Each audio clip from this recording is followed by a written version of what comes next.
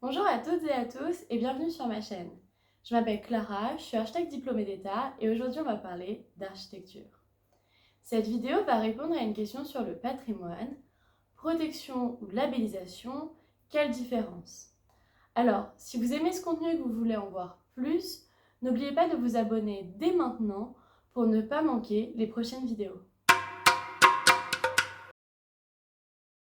Avant d'approfondir les sujets du patrimoine, il est crucial de comprendre les notions de protection et de labellisation, car elles jouent un rôle essentiel dans la préservation, la reconnaissance et la valorisation du patrimoine.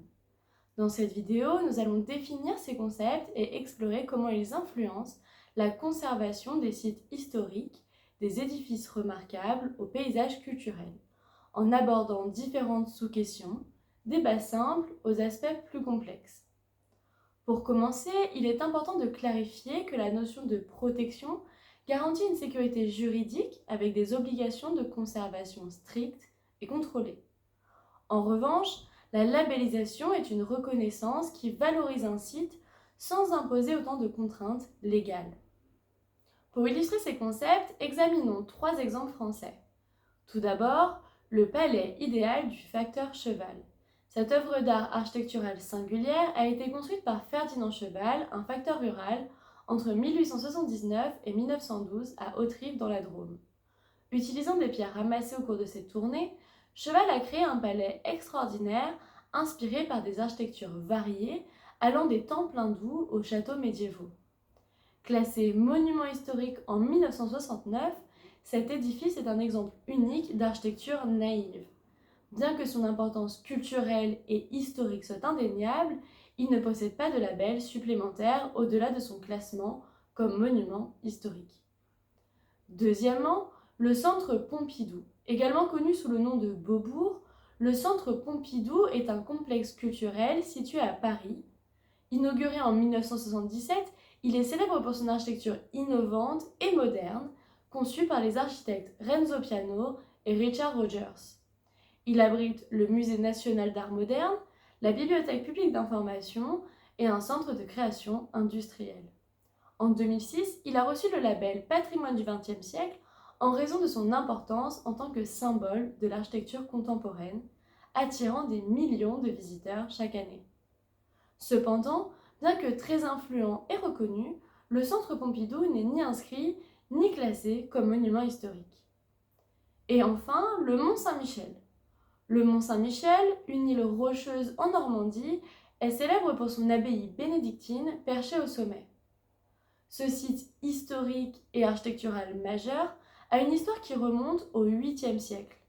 Classé monument historique en 1874, il a également été inscrit au patrimoine mondial de l'UNESCO en 1979, incluant sa baie. Cet exemple montre comment un site peut bénéficier à la fois d'une protection stricte et d'une reconnaissance internationale, assurant sa préservation et sa promotion. Ces 3 exemples montrent la complexité des approches de préservation et de reconnaissance en France. La protection et la labellisation sont donc 2 approches complémentaires qui jouent des rôles distincts mais essentiels dans la valorisation et la sauvegarde de notre patrimoine culturel. Depuis quand protège-t-on les édifices? Explorons maintenant ensemble 4 étapes clés de l'évolution de la protection du patrimoine en France et à l'échelle internationale. En France, la Révolution française a marqué un tournant dans la perception du patrimoine. La confiscation des biens de l'Église et des aristocrates a menacé de destruction et partiellement abîmé de nombreux monuments historiques. Cependant, des voix se sont élevées pour sauvegarder ce patrimoine, conduisant à la création des premières législations en matière de protection du patrimoine. On peut par exemple citer la cathédrale Notre-Dame de Paris. En raison du changement de régime politique et de la séparation de l'Église et de l'État, de nombreux édifices religieux, comme des cathédrales ou des églises, étaient menacés de destruction ou de négligence. La cathédrale Notre-Dame de Paris, symbole de l'histoire de France, mais aussi de la foi chrétienne, a été sauvée de la destruction, notamment grâce à l'intervention de personnalités telles que Victor Hugo. En 1831, Victor Hugo publie son célèbre roman Notre-Dame de Paris, qui a permis d'attirer l'attention du public sur l'état de délabrement de la cathédrale et a permis de sensibiliser le public à sa préservation. Ces efforts ont conduit à une restauration majeure de la cathédrale au XIXe siècle et la cathédrale Notre-Dame de Paris est devenue l'un des premiers monuments historiques officiellement protégés en France. Elle est aujourd'hui un des sites touristiques les plus visités au monde et reste un symbole emblématique de l'architecture gothique. En 1830, une loi est introduite et marque le début de la protection officielle des monuments historiques, publics ou privés en France. C'est la loi relative à la conservation et à la restauration des monuments historiques. Elle a été promulguée sous le règne de Louis-Philippe Ier et a permis la création de la Commission des monuments historiques, chargée de recenser et de protéger les monuments français. Elle marque le début d'une politique systématique de préservation du patrimoine en France et a également prévu des subventions de l'État pour la restauration et l'entretien des monuments historiques, encourageant ainsi leur préservation.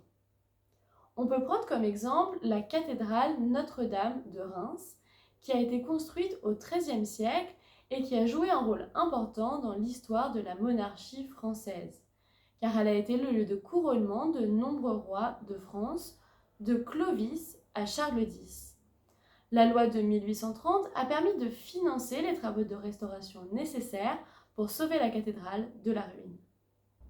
L'UNESCO, l'Organisation des Nations Unies pour l'éducation, la science et la culture, a adopté la Convention concernant la protection du patrimoine mondial, culturel et naturel en 1972. Cette convention a établi le concept de patrimoine mondial et a jeté les bases d'une coopération internationale pour sa préservation. Un site emblématique d'un site protégé par l'UNESCO est la ville de Pétra en Jordanie. Pétra est une ancienne cité nabatéenne située au sud de la Jordanie, célèbre pour ses bâtiments sculptés dans la roche. Fondée aux alentours du VIe siècle avant Jésus-Christ, Pétra a prospéré en tant que carrefour commercial important entre l'Arabie, l'Égypte et la Syrie, avant de décliner après l'occupation romaine au IVe siècle avant notre ère. Elle a été redécouverte en 1812 par l'explorateur suisse Johann Ludwig Burckhardt, après avoir été oubliée pendant des siècles par le monde occidental. Pétra a été inscrite sur la liste du patrimoine mondial de l'UNESCO en 1985 et cette reconnaissance a contribué à sa préservation et à sa mise en valeur, attirant des visiteurs du monde entier. Aujourd'hui, Pétra reste l'un des sites les plus emblématiques du Moyen-Orient. Au fil du temps, les critères de protection du patrimoine se sont élargis pour inclure non seulement les monuments historiques et architecturaux, mais aussi les sites naturels, les paysages culturels et même les traditions immatérielles. Un exemple intéressant de site naturel concerné par l'élargissement des critères de protection est le parc national de Yellowstone aux États-Unis. Premier parc national du monde, il a été créé en 1872 principalement pour protéger ses caractéristiques géothermiques uniques, notamment ses geysers et ses sources chaudes. Au départ, le parc était principalement reconnu pour ses valeurs géologiques et paysagères. Cependant, au fil du temps, les critères de protection des parcs nationaux et des sites naturels ont été élargis pour inclure non seulement les aspects géologiques, mais aussi les valeurs écologiques, biologiques et biogéographiques. Yellowstone abrite une grande diversité d'écosystèmes, notamment des forêts, des prairies, des lacs et des rivières, qui fournissent un habitat crucial pour une variété d'espèces animales, comme des espèces emblématiques telles que l'ours grizzly, le loup gris, le bison et le wapiti. En raison de cette valeur écologique exceptionnelle, Yellowstone a été inscrit sur la liste du patrimoine mondial de l'UNESCO en 1978, reconnaissant son importance en tant que site naturel exceptionnel et sa contribution à la conservation de la biodiversité mondiale. Ainsi, au fil du temps, la protection du patrimoine a évolué pour inclure une diversité d'édifices, de sites et de valeurs. Quand on parle de protection, on parle de quoi ? Le statut de monument historique est une reconnaissance nationale de l'intérêt patrimonial d'un bien. Cette protection implique une responsabilité partagée entre les propriétaires et la collectivité nationale pour sa conservation et sa transmission aux générations futures. Mais la conservation, c'est quoi ? Le glossaire des termes relatifs aux interventions sur les monuments historiques propose 3 définitions qui se rapportent à la conférence de Nara en 1994, à la charte de Cracovie en 2000 et à la déclaration d'engagement éthique des membres de l'ICOMOS en 2002. Donc si on synthétise tout ça, la conservation du patrimoine est une approche globale qui combine la compréhension approfondie et la préservation matérielle des œuvres et des sites, conférence de Nara, l'engagement des communautés locales pour maintenir les valeurs et les significations culturelles, charte de Cracovie, et un large éventail de processus d'entretien et de gestion pour assurer la pérennité du patrimoine, déclaration. Il existe 2 niveaux de protection en France que l'on nomme au titre des monuments historiques, l'inscription et le classement. L'inscription, c'est le premier niveau de protection décidé par le préfet de région après l'avis de la Commission régionale du patrimoine et de l'architecture. Le classement, c'est le niveau de protection le plus élevé décidé par le ministre de la Culture après l'avis de la Commission nationale du patrimoine et de l'architecture. Celui-ci exige un niveau de qualification plus élevé pour les architectes chargés de la restauration. Dans les 2 cas, la protection doit être justifiée par l'intérêt de l'édifice au point de vue de l'histoire ou de l'art. Pour la suite de cette vidéo, je vais utiliser les termes techniques d'immeuble bâti et non bâti. Un immeuble bâti est un élément architectural construit, comme un château, une église ou un ouvrage d'art, comme par exemple le palais idéal du facteur cheval que nous avons vu lors de l'introduction.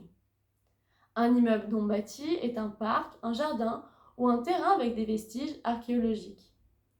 Tout type d'immeuble bâti ou non bâti peut être protégé en totalité ou partiellement. Par exemple, la protection peut concerner des éléments spécifiques tels que les façades, les toitures, les escaliers, les cheminées et bien d'autres encore. La protection au titre des monuments historiques peut concerner des immeubles de tout type d'architecture, rurale, industrielle, commerciale et de toute époque. Ainsi, le patrimoine industriel, scientifique et technique, tout comme le patrimoine du 19e et du 20e siècle, prend une place de plus en plus importante parmi le patrimoine protégé. Prenons par exemple le centre historique minier de l'Évarde, situé dans le nord de la France, près de la ville de Valenciennes. Classé au titre des monuments historiques en 2010, ce site témoigne de l'importance de l'exploitation minière dans cette région au cours des siècles passés. Il met en lumière le patrimoine industriel lié à l'extraction du charbon, offrant ainsi une fenêtre sur le passé industriel de la région. Mais quelles sont donc les conditions qui déterminent la protection d'un tel site ? Plusieurs critères entrent en jeu, dont l'intérêt historique ou artistique de l'immeuble. Celui-ci est évalué en fonction notamment de sa qualité architecturale ou artistique, son authenticité, c'est-à-dire la qualité de ses éléments originaux et non altérés depuis sa construction initiale, ou la nature des interventions et des restaurations qu'il a subies au fil du temps. Son intégrité, c'est-à-dire l'état de conservation de ses caractéristiques physiques et de ses éléments constitutifs, tels qu'ils étaient initialement conçus et construits, ou tels qu'ils ont été historiquement modifiés. On peut distinguer 4 types d'intégrité: physique, fonctionnelle, visuelle et historique. Sa rareté, son exemplarité, sa représentativité par rapport à un corpus ou un type. La demande de protection au titre des monuments historiques peut venir du propriétaire du bien ou de toute personne y ayant intérêt, ainsi que des services du préfet de région pour une inscription ou du ministre de la Culture pour un classement. Le propriétaire du bien a la responsabilité de la conservation du monument historique qui lui appartient. Les immeubles classés au titre des monuments historiques nécessitent une autorisation pour tous travaux, sauf pour l'entretien courant, avec un contrôle scientifique et technique des services de l'État. Les travaux doivent être confiés à des professionnels spécialisés. On peut citer le viaduc de Garabit, conçu par l'ingénieur Gustave Eiffel et situé dans le Cantal. Ce viaduc métallique est un chef-d'œuvre d'ingénierie datant de la fin du XIXe siècle, reconnu pour son architecture remarquable et sa contribution au patrimoine industriel français. Pour les immeubles inscrits au titre des monuments historiques, les travaux sont soumis à un permis ou une déclaration préalable. Ils sont également contrôlés par les services de l'État, mais sans exigence particulière de qualification pour l'architecte. On peut citer par exemple le théâtre des Célestins à Lyon, un exemple remarquable de l'architecture théâtrale du XIXe siècle. Sa façade, ses intérieurs richement décorés et notamment sa salle à l'italienne en font un édifice d'une grande valeur esthétique. L'attention portée aux détails, comme les décors en stuc, les peintures et les sculptures, reflète l'élégance du style de l'époque. La protection du patrimoine est un processus rigoureux et encadré, qui vise à préserver les biens culturels pour les générations futures, impliquant divers acteurs et en respectant des critères stricts de conservation et de restauration. Dans une prochaine vidéo, nous explorerons les différents acteurs du patrimoine, mais il me semblait crucial de commencer par comprendre quels sont les édifices concernés par cette protection. Maintenant que nous avons vu ce que signifiait la protection, nous allons aborder la labellisation. Il existe de nombreux labels français en architecture. Label Jardin remarquable, label Maison des illustres, label Architecture contemporaine remarquable, label Ville et pays d'art et d'histoire. Le plus connu reste cependant celui du patrimoine mondial de l'UNESCO. Nous allons nous concentrer dans cette vidéo sur le label Architecture contemporaine remarquable. C'est celui que vous êtes le plus susceptible de rencontrer. Créé par la loi du 7 juillet 2016 relative à la liberté de la création, à l'architecture et au patrimoine, ce label succède au label Patrimoine du XXe siècle, créé en 1999 et désormais disparu. Il signale les édifices et productions de moins de 100 ans non protégés au titre des monuments historiques. La protection au titre des monuments historiques n'ayant pas vocation à s'appliquer aux édifices construits il y a moins de 50 ans, les bâtiments récents et remarquables sont donc éligibles à ce label. Comme mentionné au début de cette vidéo, le centre Pompidou, construit en 1977, en est un exemple, ayant été achevé il y a 47 ans. L'objectif de ce label est de mettre en lumière des constructions récentes, accessibles et fréquentées par tous, de créer un lien entre le patrimoine ancien et la production architecturale actuelle et d'encourager leur réutilisation en les adaptant aux attentes des citoyens. Le label, tout comme les immeubles inscrits, est attribué par décision du préfet de région, après examen de la demande, par la Commission régionale du patrimoine et de l'architecture. Les critères d'éligibilité sont pluriels. La singularité de l'œuvre. Un exemple est le Palais Bulle à Théoul-sur-Mer, conçu par l'architecte hongrois Antti Lovag et construit entre 1975 et 1989. Ce bâtiment est exceptionnel par son architecture organique et futuriste, influençant même la création des personnages populaires de la littérature française, les Barbapapas. Le caractère innovant ou expérimental de la conception architecturale urbaine paysagère ou de la réalisation technique. L'Institut du monde arabe à Paris, conçu par l'architecte Jean Nouvel, en est un excellent exemple. Sa façade sud, composée de 240 mouches arabiées motorisées en aluminium, capables de s'ouvrir et de se fermer pour réguler la lumière entrant dans le bâtiment, est considérée comme une technologie de pointe. L'exemplarité de l'œuvre, dans la participation à une politique publique, l'École nationale supérieure d'architecture de Nantes, conçue par l'agence d'architecture Lacaton et Vassal, lauréate du prix Pritzker en 2021, a été inaugurée en 2009. Ce bâtiment a été labellisé en raison de sa conception innovante et de son intégration dans un projet urbain visant à revitaliser les anciens quais industriels de l'île de Nantes. La valeur manifeste de l'œuvre en raison de son appartenance à un mouvement architectural ou d'idées reconnues. La villa Arson à Nice, conçue par l'architecte Michel Marot et inaugurée en 1972, est une excellente représentation du brutalisme. Elle est caractérisée par l'utilisation massive du béton brut avec des lignes épurées et une mise en valeur par une disposition en terrasse et des jeux de volume qui créent une interaction dynamique entre les espaces intérieurs et extérieurs. L'appartenance à un ensemble ou à une œuvre dont l'auteur fait l'objet d'une reconnaissance nationale ou locale. Par exemple, les Arcs 1600, l'un des sites de la station Les Arcs, domaine skiable en Savoie, réalisé en partie par Charlotte Perriand, architecte française et figure majeure du mouvement moderne. Ce sont les directions régionales des affaires culturelles, DRAC, qui sont chargées de la mise en œuvre du label.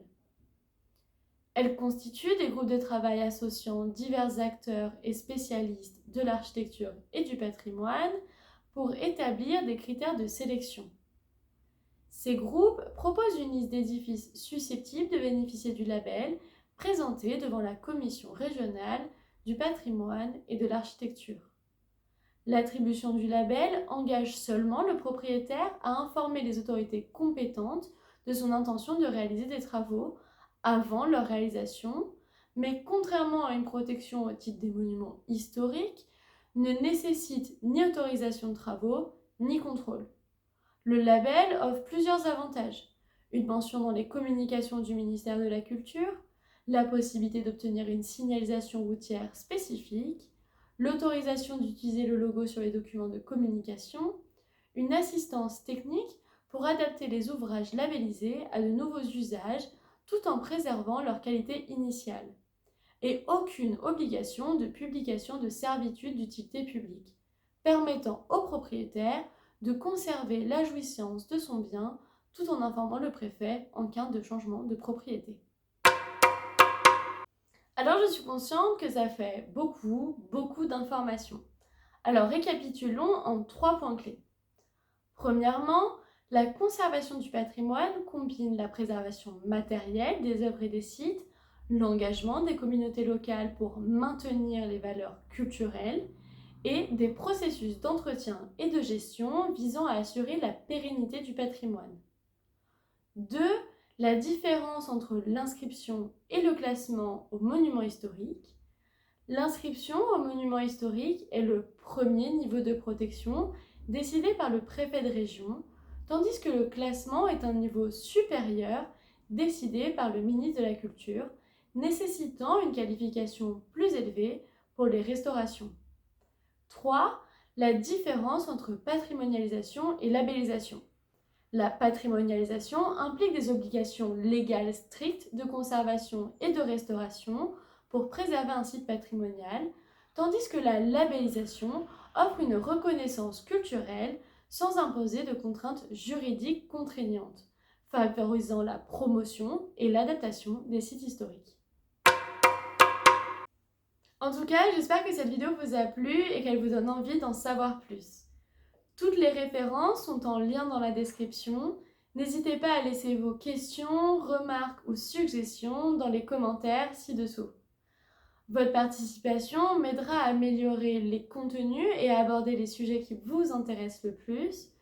Je suis impatiente de connaître vos impressions et vos idées.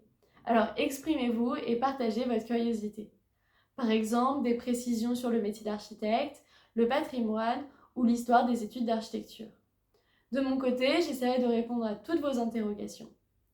Si vous avez aimé cette vidéo, n'oubliez pas de vous abonner et d'aimer. Vous pouvez également me suivre sur les réseaux sociaux, Instagram et TikTok. Je vous invite également à la partager pour faire connaître l'architecture à tous. Merci et à bientôt!